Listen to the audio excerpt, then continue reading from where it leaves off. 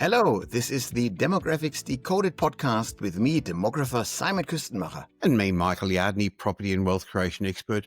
And this is the podcast where we unveil the trends shaping our futures. Now, we speak a lot about migration in these podcasts, and it's a very popular topic. But what does it really tell us? It's not just about the borders of the jobs or economic growth, but in a recent article I read from you, Simon, it was more about freedom, human ambition, and the deep desire for a better life. So, Simon, in today's show, I'd like to discuss a topic that you wrote about in a recent article in the New Daily, and I'll leave a link to it because it's not behind a paywall. You also write for The Australian, but you explored a deeper meaning behind, I guess, one of the most powerful forces at the moment in the world, migration. So, Absolutely. And I was very much interested in the really big picture story here behind migration, because sometimes we think about migrant or migration as this phenomenon that is forced upon us. We hear a lot about asylum seeker, refugees, but it is important to understand that migration ultimately remains a voluntary movement in this yes. world of ours. And the movement is driven by, well, mostly ambition and sometimes maybe a love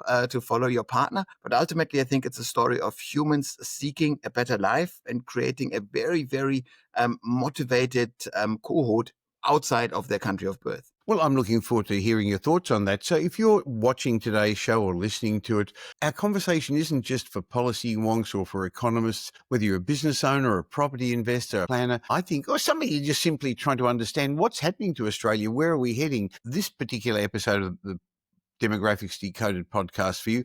And if you do enjoy it, why not subscribe wherever you're watching or listening to this, and even tell your friends about it? Because I know, Simon, I wanted to discuss this with you because a lot of people are wondering why record numbers of people are choosing to call Australia home. Or maybe the others are thinking, well, we're hearing migration is causing all these problems to our economy, our housing market, our workforce. So what does that mean for society? In your article in the New Daily, you wrote migration is the best indicator of human freedom. Now, boy, that's a bold claim. Maybe you can explain what you meant by that. Yeah, what is meant by this is probably best explained by the exact opposite. And there's a beautiful term called unfreedom, coined by Timothy Snyder. It's a wonderful idea that you think about when you are not free to do things. What does that mean? And so if we look at countries across the world, we can measure what share of this country's population lives outside of the country. So it has a population outflow, a large number of immigrants, but you can also measure what share of the population are immigrants, people that were born outside of the country. And so you see countries that see lots and lots of people leave the country. You see countries where lots and lots of people come into the country. But in the middle of this kind of data set, there is a rather big pile of nations that see neither a sizable outflow nor a sizable inflow of countries. And when you look at those countries, these are not stories of wonderful success and where you say this is a country too good to leave and the country is protective of its borders. Quite the opposite. These are actually places like Ethiopia, like Sierra Leone. These are places where things aren't going all that well and where freedom is not guaranteed, where the movement of people is very much restricted by a strong repressive state. And so the lack of movement shows a lack of freedom, shows unfreedom. And I'd say, well, of course, we can look at this in international migration terms. We say, yeah, of course, and Ethiopia, it's not the envy of the world in terms of their political system. So why do we care about this lack of movement in a free country like Australia? But I would then be rather controversial and try to say that in Australia, we're also limiting the freedoms of movement by making, for example, housing super expensive. And therefore, we limit movement, we limit freedoms. Think of an 18, 19-year-old that potentially wants to leave the parental home, but just financially speaking, it doesn't stack up moving out of the home. So this person really without their own choosing stays at the parental home for much longer than they actually wanted to. So this person is less free than they hoped they would be. So there is always, when we talk about freedom, when we talk about migration, there's always a housing element, as you well know, more than anyone else. And that story, of course, too, has that element. Well, one of the things you mentioned in your article, Simon, was a distinction between freedom to and freedom from.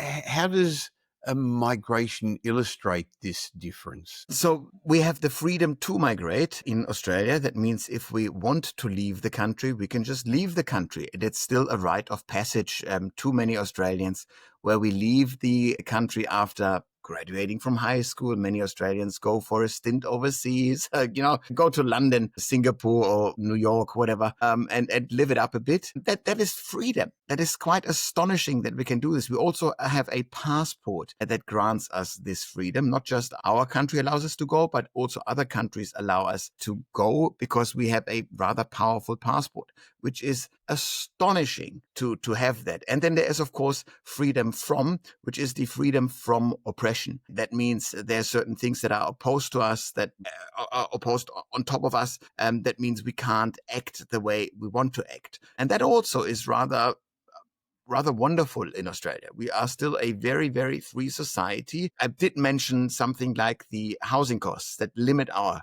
freedoms. You could, of course, say, yeah, theoretically, you are free to go, but we're not really, not all of us. Of course, you have more freedoms to do things if you have more wealth. So wealth really does create freedom. And so money is a freedom-making machine. Is this fair? Any listener can choose their own answer here, but it is a tool to create freedom, and quite a few problems in life can be solved by throwing money at it. And mobility, many mobility issues can be solved with money, quite frankly. I've often said any problem money you've got can solve isn't really a problem, is it? But if we look, that's on a personal level, but if you look at global migration patterns, what do they tell us about which countries people want to leave? And why are people leaving those countries? Yeah, so places that people leave, of course, at vast numbers are the largest countries on the planet. India and China are being the two largest, source countries of the global migration pool. India, and these numbers are also, I would argue, still astonishingly low. So India is home to 1.4 billion people, and only 18 million Indians that were born in India ended up living outside of India. It is still very, very small. On number 2 is China with 12 million expats, Mexico with 12. Just behind this, of course, again. I found that interesting that Mexico's up as high as China, but I guess that's currently, it's easy for them to cross the border to go to the United States. Exactly. And by design, by the way. So before the Trump era, I always found it was rather a cop-out of talking about illegal Mexican migrants in the US. This was fully by design. You let in illegal migrants, you let them work below a minimum wage. You do not need to worry about their health insurance. This is something that actively drives down labor costs. This is something that actually helped the American economy quite significantly. It might not have helped the wages of certain kind of industries. If you are an American hotel cleaner or childcare worker or construction worker, these things might not have worked in your favor. But ultimately, the economic system of the US very much wanted Mexican labor in there. And the Mexican workers ultimately want in the US what many migrants want. So usually you are either after remittances. If you know that you can't stay and don't want to stay permanently, you move into a higher earning country where the currency is worth more than in your home country. You just want to send remittances home. You want to earn as much money locally, spend as little as possible, and send the rest home because you get more bang for your buck there. And of course, quite often, and it's not so much the case for the Mexicans in the US, they're after passport. Because you do know that there are fewer freedoms granted in your home country than in your country of choice, country of residency. And so you want to upgrade your passport. So you are chasing more freedoms by acquiring a passport and a life in a jurisdiction that is safer than your own. A very understandable move towards freedom that migrants look for in their desires to travel overseas. That, of course, are, in a sense, the positive stories, because India, China, these are still countries that are developing rapidly developing, and they understood that educating their populations is crucial to do so. Unfortunately, they created more highly educated people than jobs that need highly educated people. So you then create relatively high youth unemployment figures. So then these countries are actually rather happy to see their young people leave, because a young person that is highly educated, not earning because they don't go into a low income job, they become a cost, a net cost to the country. They also become a political risk because they are disenfranchised and unsatisfied.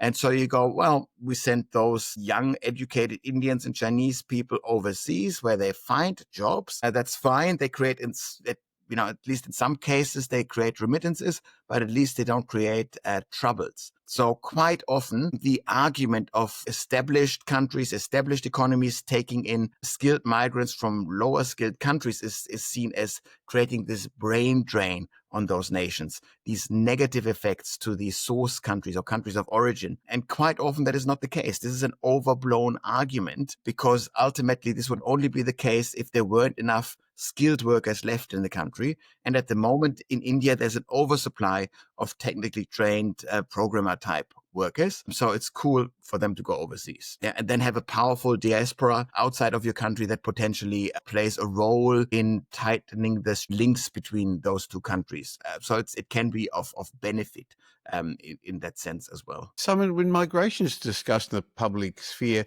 often refugees fleeing war or disaster are the topic, but you actually mentioned that people don't flee oppressive regimes unless they absolutely must. What does that tell us about people's perceived risk versus opportunities? Yeah, well, first and foremost, it shows us that ultimately most of us want to live in the place that they were born, because they simply feel home. And when you travel the world a bit, and I'm sure quite a few of our listeners have done just that, sooner or later, anyone in any country will tell you something like, yeah, we might not be the best, richest, most beautiful country in the place, but I not want to live anywhere else. This is home. Or people, and I hear this across traveling across Australia in the microcosmos, where people say, this is the most beautiful part of Australia.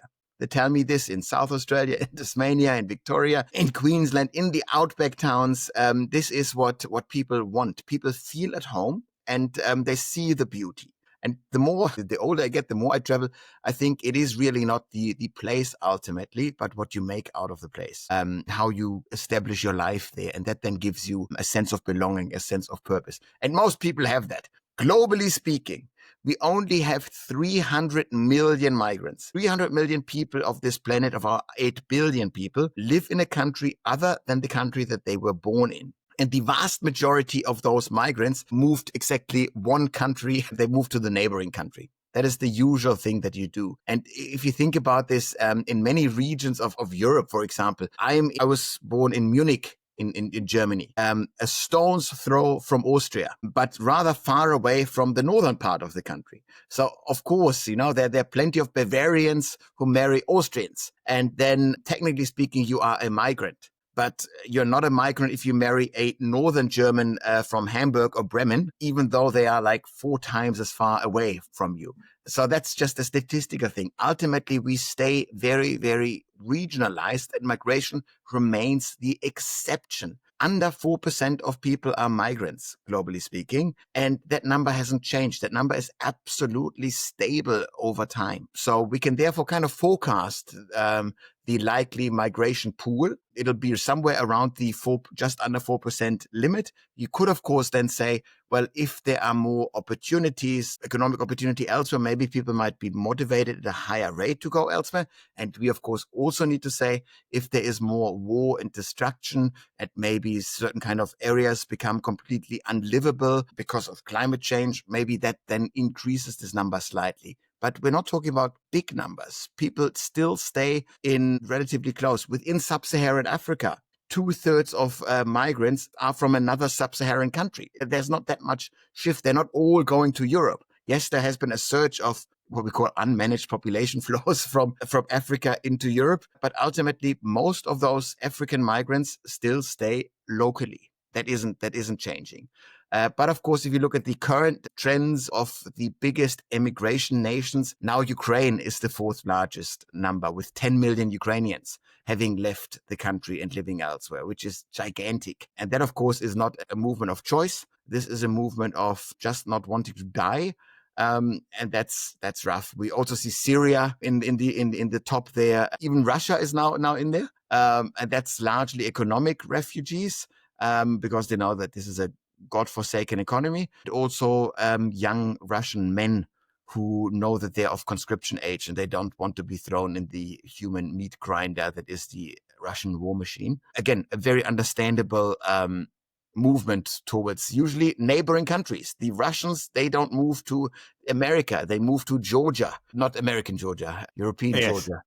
Well, within Europe, it's actually very easy to move from one country to another, isn't it? You don't need a passport. You just drive or go by train or even walk and you're there. Exactly. And it's such an interesting thing to see that even despite Europe removing borders, ultimately, most people still stay within their borders. And they still want to find opportunities where they are. There's also just this economic element towards migration that we know. Ultimately, you'd say, well, what do economic migrants think of? And the standard narrative is they think that another country offers them better opportunities for, to accrue wealth and something like this in their lives than their home country. But usually people don't look at this. People leave their country when they think the trend is pointing downwards. So as long as your economy keeps growing and you think you have a fighting chance of making your life better, then people stay. It is only once the fortunes turn within your own country that more and more people consider becoming an economic migrant and go to a country where everything is on the up. Which is why we are in Australia one of the migration nations where the people that leave the countries that we discussed, India, China, Mexico, Ukraine, Russia, Syria, Bangladesh, Venezuela, Afghanistan, Philippines, these are the top 10 countries. They are going places. And we then, of course, want to answer, where do we move to? What is the most attractive destination for migrants? And that story couldn't be more simplistic. It's the US. The US is the best, most popular migrant destination by a long shot, because it is the richest, most powerful nation on the planet, fastest growing economies, the internet, AI, social media, all these things stem from the US. And so you move there. 52 million migrants in the US out of 340 million people, and no country comes close. And it's a bit of a guessing game. The second biggest nation, it absolutely surprised me, which it shouldn't have surprised me, but I was blown away to learn what the second biggest migration destination is. Well, I know because I've read your article, but it surprised me as well, Simon. Yeah, and the second largest country is Germany, where now 17 million people are migrants. And that, of course, is well over 1 million of those migrants are Ukrainians that just recently were added. And of course, it has been the economic powerhouse in Europe. So lots of European migrants go there. And of course, since for the last 10 years, a growing refugee population in there. I wasn't aware of just how big the migration story is here. Maybe it's a nice excuse also just to do the legal asterisks here to explain what a migrant is. We're talking about a foreign-born person, because quite often we talk about the Turks in Germany, and then we say anyone who kind of looks Turkish, who has a Turkish name. It's like, yeah, that's not a Turk. A Turkish person is somebody who was born in Turkey. Doesn't matter how they look or what their name is. If your parents are Turkish immigrants that came to Berlin in the 60s and you were born here in the 80s, you are German. You're a German-born person. Yeah, you might be called Hakan or Karim or whatever, but you're still German in that definition, because that's an actual hard and easy thing to measure, because otherwise we talk about identity of people, and that is really impossible to measure. Well, Simon, Australia doesn't rank high in the list of the number of migrants when you look at the huge numbers that are in other countries. And I noticed that surprisingly, Saudi Arabia was number 3 with 13 million, almost 14 million migrants. But 1 in 4 Australians have been born overseas, making us one of the most multicultural countries in the world. I guess that positions us very differently to a lot of other countries. Yeah. And we are actually the ninth largest migration nation. So there are 8 million or thereabouts migrants in Australia on a relatively small population base of 27 million. And that is astonishing. It's quite remarkable that we have that many migrants. And I'm always joking that considering how high the share of migrants is in Australia, we do not have enough problems. It's of course very tongue in cheek, but what I mean by this is that we integrate migrants. It is too easy of a cop-out to say migrants don't integrate into Australia. I would say that migrants have an outrageous track record of ultimately integrating into society beautifully. And sometimes it might only be the second generation of migrants. But ultimately, we are nailing it. And we raised it before on this podcast. If you look at Australian waves of migrants, we look at the Mediterranean waves of Greeks and Italians coming here in the 50s and 60s. They were like not bullied at school. They were beaten, physically abused. This was not fun stuff. You hear horrible stories from the first generation. But then the second and third generation, by now, when you see a Italian Australian, they are as true blue Aussie as it gets. Integration happens. And it's not just the Greeks and Italians who we managed to integrate because they are Christians or something like this. The same is the case with the second generation Vietnamese. Not maybe at all or not completely the first generation of Vietnamese migrants or Greeks. We still have Greek grandmothers, Greek widows who barely speak a word of English. And I must say we failed them or they failed us in terms of integration, whatever it is. This isn't a success story of fully integrating into a country. They lived parallel lives, but most importantly, their kids did. Their kids nailed it.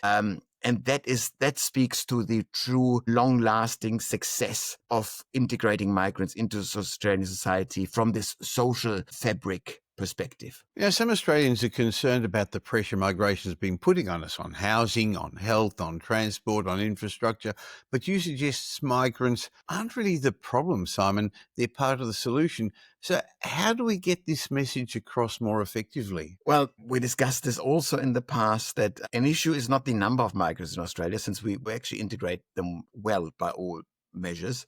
It's a lack of infrastructure and housing that we add in relation to the numbers of people that we let in. So it's more infrastructure and housing problem. 70% of them come to Sydney, Melbourne and Brisbane. They all want to come to the same places. Exactly. And so migrants have very simple patterns. They initially move into the inner cities because most migrants come here as singles. Some of them are partnered up. Very few families migrate here. Very, very few. You want to remember that half of the migrants into Australia are international students, almost all single. And they move into small dwellings, small shared apartments, single apartments, studio apartments, purpose-built student accommodation, maybe a residential college on campus. They occupy a bizarre niche of the housing market. They do not compete for the same stock. So therefore, half of the migration into this country can kind of be ignored. The only impact that they have on the local housing market is that a purpose-built student apartment tower is built by workers that then build this tower during those months of construction and not residential dwellings in the outer suburbs. So that's true. So there is an impact. I don't want to give the impression that there is no impact at all, but the housing stock isn't, they're not competing for the same housing stock, half of them. And then the other migrants that we let into the country are skilled workers, largely young people, again, very few of them with families who also move into the inner city. So it's all about inner cities and housing that is in short commuting distance to the job centers, to the universities. That's where the migrant market plays. And once a migrant becomes a settled person here, a permanent resident, while they're then still technically a migrant, even if they get a citizenship, they're a migrant, technically speaking. But only after quite a few years in the country does their housing behavior start to mirror the average Australian or an Australian of their income level, when they then behave like everyone else on the housing market and they merely segregate based on their income. So, Simon, you spend a lot of time looking at migration, at future trends, and in the demographic groups, you spend time giving presentations and consulting to businesses, to organizations, to policymakers. So if people want to find out more about you, how you do things and how you could help their industry, I'm going to leave a link in the show notes so that they can get in contact with your team, because this is really the trends shaping our future, isn't it? Oh, it is. And the migration trends, I would say on a global level, remain rather predictable. Long-term data suggests we can kind of assume that about 4%, give or take, of the world's population are migrants. The vast majority of them will be migrants by their own choosing. They will not have had this forced upon them. And they will probably continue to go to countries where economic opportunities are bigger. So the migration nation argument continues to be correct, that the rich countries, they can attract migrants, which is, a nice base for basic economic growth. It's a nice base for countries that can pick and choose who they let in, like Australia, so that we can socially design a bit who is living in Australia. That works for us. I would say that the outflow of population for the source countries of migrants, we sometimes overestimate how bad that is for the countries. Because the brain drain usually is not the biggest issue for those countries. It's a matter of creating institutions that are stable enough to create more wealth and so forth. But in the existing set of institutions that a country has, when they see migration outflow, usually they still have plenty of workers left in the country to run the system as is. And ultimately, they might even win and create a bit more political stability if they have an outflow of particularly young, skilled people that might otherwise become young, dissatisfied people who then create political disruption. That's interesting. So thanks for helping us see migration, not just through the lens of policy or pressure, but a story of hope, of human agency, of people making choices in their life. Now, for some Australians, migration's been an issue and numbers that come in the media all the time. But behind them are the people who believe this country is enough to start anew here. That's very brave. And you've done that. My parents did that. It says something powerful about us, Simon, and gives us a real opportunity to live up to the promise that these people see. So if you've enjoyed today's Demographics Decoded podcast, stop for a second, subscribe to this, follow this on whichever podcast app or YouTube as you're watching us. And we're back once a week to discuss the trends shaping our futures. And again, if you've enjoyed today's show, tell somebody else about it, because we love spreading the message about the shape of our future. Look forward to chatting with you again next week, Simon. I'll catch you next week. This Demographics Decoded podcast has been brought to you by Metropole Property Strategists. We provide a complete range of services to help our clients safely create intergenerational wealth through strategic property and wealth advice. If you're looking to buy an investment property or your next home, why not have a discovery chat with one of our wealth strategists? Just go to metropole.com.au and explore your options. You'll find we're much more than just another buyer's agent. We provide a complete range of services, including property advisory, wealth advisory, home buying, buyer's agency, property management, renovations, and development management services. The team at Metropole will help you with frameworks that I've fine-tuned over 5 decades, and we've been helping clients with for well over 25 years. We're big enough to tip the scales in your favour, but still small enough to care. In between these Demographics Decoded shows, you can follow me on social media, and I suggest you also follow Simon Kirstenmacher. You'll find him regularly posting on all social media platforms. And thanks for spending the last little while with Simon and me. I hope you got some benefit from the show. And if you did, and you know somebody who may also benefit, please tell them about Demographics Decoded. There's a share button on every podcast app. I hope you're going to be doing them a favour, and you're definitely going to be doing us a favour, helping us in our quest to make as many people as possible aware of the demographic changes that are going to be shaping their future. And of course, if you don't currently subscribe, we'd love you to. And of course, any of the information that we've been sharing with you is general information, because we don't know your specific circumstances.